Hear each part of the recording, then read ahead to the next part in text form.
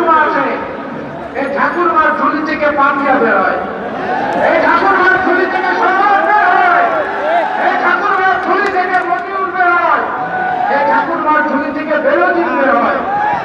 আবার একটা অ্যাসোসিয়েশনের বেরোজিনকে বেরোজিন ভাবে সমর্থন দিয়ে বিবৃতি দেয়, সাংবাদিকদেরকে হুমকি দেয়। এই অসভ্য আওয়ামী বেয়াদব লীগের খপ্পর থেকে দেশকে বাঁচাতে হবে।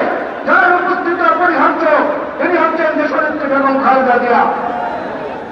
তাকে মুক্ত করতে না পারলে এই আন্দোলন, এই সংগ্রামের বক্তব্য সবকিছুই মূল্যহীন হয়ে যাবে।